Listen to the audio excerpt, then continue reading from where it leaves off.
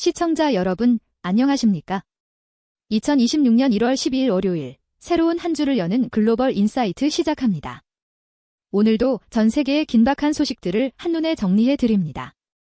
제 옆에는 통찰력 있는 분석의 대가 박 작가님 나오셨습니다. 작가님, 안녕하세요. 네, 안녕하세요.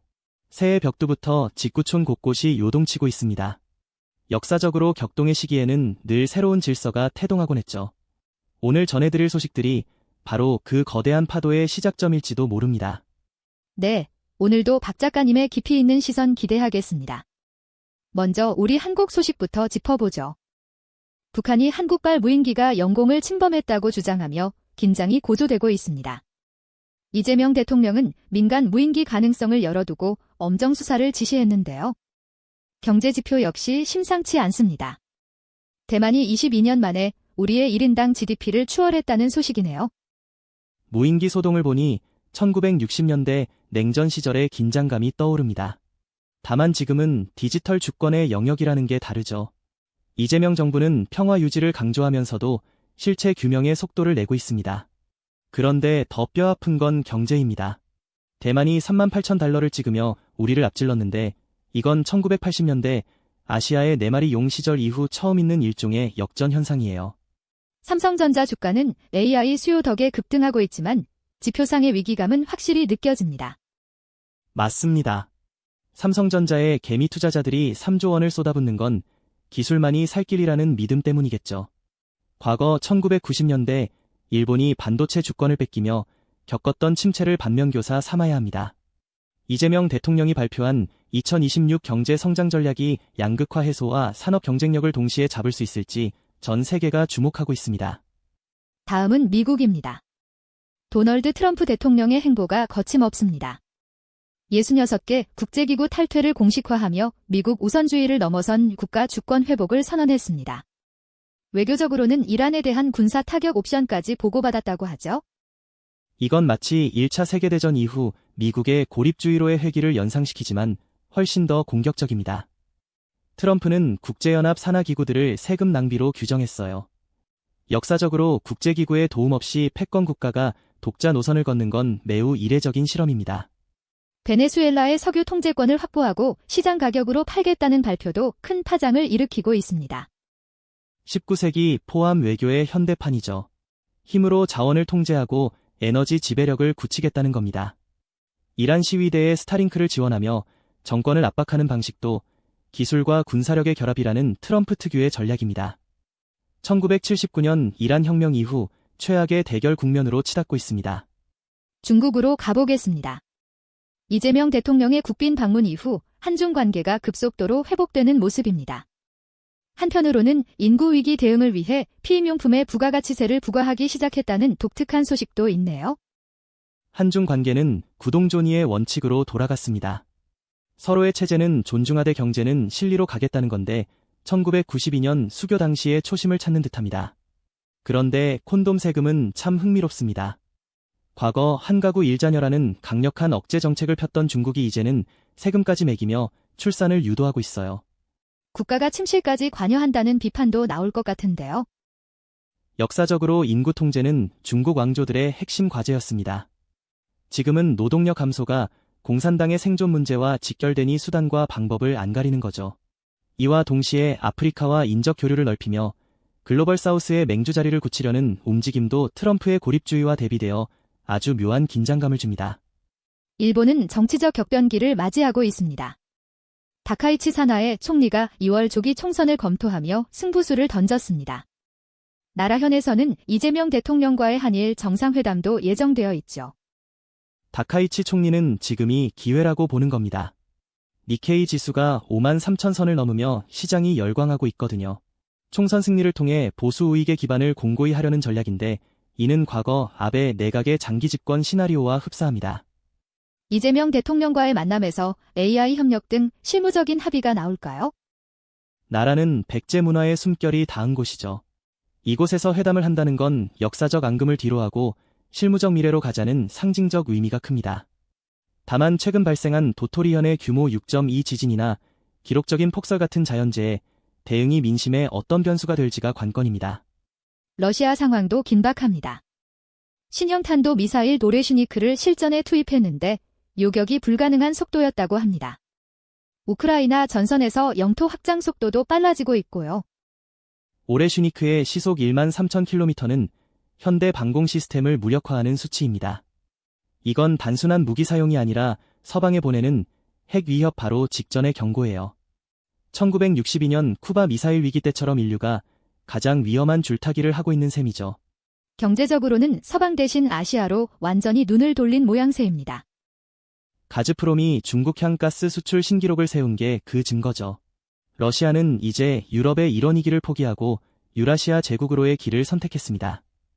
인단 원자력 협력까지 강화하며 서방의 제재를 비웃듯 독자적인 경제 생태계를 구축하고 있습니다. 이란은 지금 2주째 전국적인 반정부 시위로 몸살을 앓고 있습니다. 사망자가 수백 명에 달하고 리알화 가치는 바닥을 모르고 추락 중입니다. 1979년 이슬람 혁명으로 세워진 신권 통치가 최대 위기를 맞았습니다. 리알화가 달러당 140만 리알까지 떨어졌다는 건 경제가 이미 마비됐다는 뜻이죠. 먹고 사는 문제가 해결 안 되니 종교적 권위도 힘을 잃는 겁니다. 정부는 인터넷을 차단하며 강경 대응 중인데 시위는 더 확산되고 있네요. 트럼프 대통령이 이란 시위대를 공개 지지하며 군사 개입 가능성을 언급한 것이 오히려 이란 강경파를 자극할 수도 있습니다. 외부의 적을 만들어 내부 결속을 다지려는 독재 정권의 전형적인 수법이 나올 시점인데 이번에는 굶주린 민심이 쉽게 꺾이지 않을 기세입니다. 베네수엘라 소식은 정말 영화 같습니다. 미국에 체포된 마두로 전 대통령이 뉴욕 법정에 섰고 미국은 베네수엘라의 원유 5천만 배럴을 인도받기로 했습니다. 21세기판 레짐 체인지의 완성형입니다. 미국이 타국의 전직 정상을 마약 혐의로 직접 잡아다 법정에 세우는 건 1989년 파나마의 노리에가 사건 이후 처음입니다. 트럼프는 비즈니스맨답게 정치범 석방의 대가로 막대한 양의 원유를 챙겼습니다. 석유시설 복구에만 10년이 걸릴 거란 분석도 있는데 미국의 계산은 뭘까요? 당장의 생산량보다 통제권 그 자체가 중요합니다.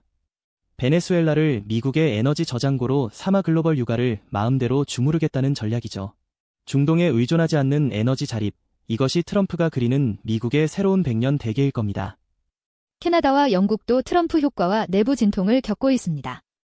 트럼프 대통령이 캐나다를 미국의 51번째 주라고 언급하자 캐나다가 국방비를 증액하며 비상에 걸렸습니다. 캐나다 입장에서는 날벼락이죠.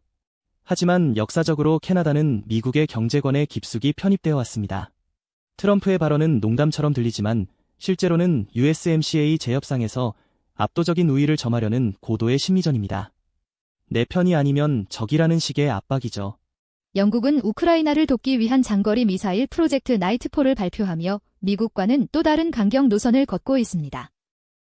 영국은 브렉시트 이후 유럽의 수호자 역할을 자처하며 존재감을 드러내고 싶어합니다. 70세 이상 운전면허 규정을 대폭 강화하는 등 내부 사회 시스템 정비에도 속도를 내고 있는데 이는 고령화 사회라는 피할 수 없는 미래에 대한 선제적 대응으로 보입니다. 마지막으로 인도입니다. 모디 총리가 정치적 안정성을 과시하는 가운데 정부가 애플과 삼성 같은 기업들에게 스마트폰 소스 코드 공유를 요구해 논란입니다. 인도는 지금 자신감이 넘칩니다.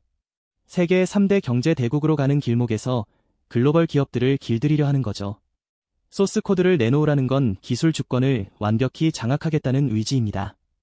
과거 1970년대 인도 정부가 코카콜라를 쫓아냈던 민족주의적 성향이 첨단 기술 분야에서 재현되고 있는 겁니다. 우주 산업에서도 15개의 위성을 한꺼번에 쏘아 올리며 저력을 보여주고 있죠. 가성비 최고의 우주 기술, 이게 인도의 무기입니다. 저렴한 비용으로 최첨단 위성을 쏘아 올리는 실력은 트럼프의 미국조차 무시할 수 없는 경쟁력입니다. 인도는 지금 강대국들 사이에서 가장 영리하게 실리를 챙기는 중입니다. 간략한 단신들 모아봤습니다. 미국 전역에서 리스테리아균 오염 가능성으로 1만 1천 개의 치즈 제품이 리콜되었습니다. 고령자와 임산부들의 주의가 필요해 보입니다. 식품 안전 문제는 한 국가의 행정력을 가늠하는 척도죠. 대규모 리콜은 경제적 손실도 크지만 정부 신뢰도에 치명적입니다. 국내에서는 KT 가입자 21만 명이 위약금 면제 조치 이후 타사로 이동하며 통신시장이 요동치고 있습니다. 또한 이재용 삼성 회장의 장남 이지호 소위가 해군 통역장교로 배치되어 성실한 병역 이행으로 화제가 되고 있네요. 노블레스 오블리주의 실천은 사회 통합에 큰 힘이 되죠. 특히 재계 인사의 군 복무는 우리 사회의 보수적 가치를 공고히 하는 상징적 사건입니다. 오늘 정말 숨가쁘게 전 세계 이슈들을 살펴봤습니다. 박 작가님, 오늘의 한 줄 평 부탁드립니다. 각자 도생의 시대, 명분보다 실리가 총칼보다 무서운 무기가 되었다라고 정리하고 싶네요. 과거의 동맹이 오늘의 경쟁자가 되는 이 혼돈을 직시해야 합니다. 네, 명확한 분석 감사합니다. 저희 글로벌 인사이트는 내일도 가장 빠르고 정확한 소식으로 찾아뵙겠습니다. 작가님, 고생하셨습니다. 네, 내일 뵙겠습니다. 시청해주신 여러분, 고맙습니다. 내일 뵙겠습니다.